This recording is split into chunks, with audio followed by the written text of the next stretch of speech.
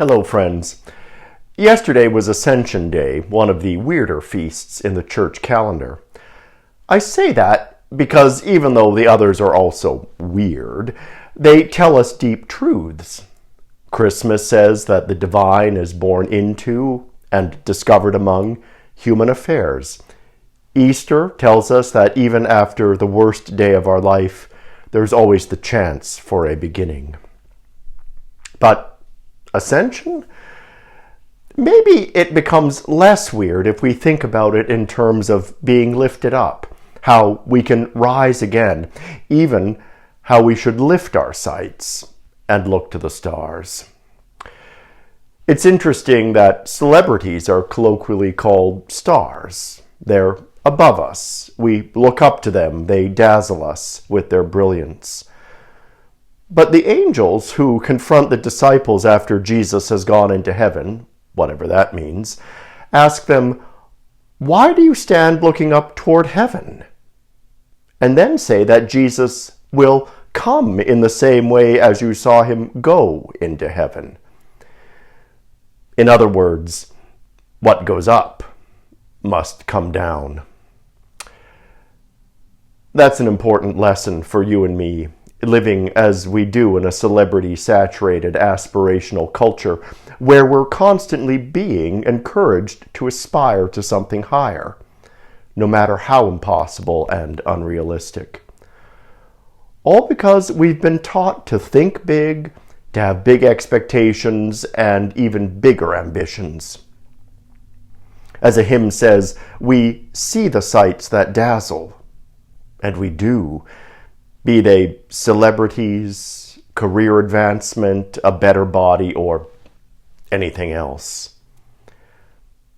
Now, don't get me wrong.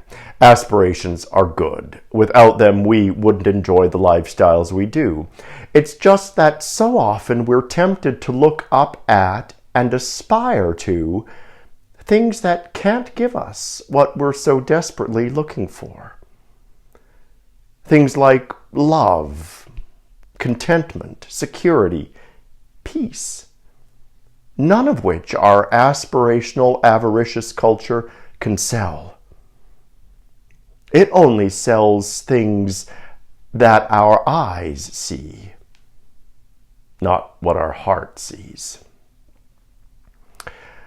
A traditional reading for Ascension comes from Ephesians, where Paul speaks of having the eyes of our hearts enlightened, which is an arresting phrase.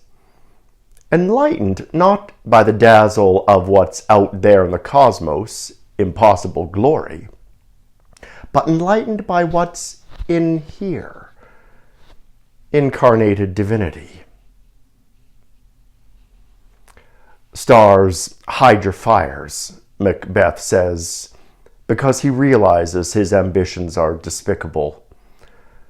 No doubt ours are far less despicable, but they're far from humble too. That's because they're not grounded. After all, what goes up must come down. We're continually being tempted to reach for the stars and be haughty. The trick is to come back to earth and live with humility. You see, the words ultimately derive from the Latin humus, earth. To have humility is to see with the eyes of the heart. That is, to know all we need and want and should be is found right here on earth.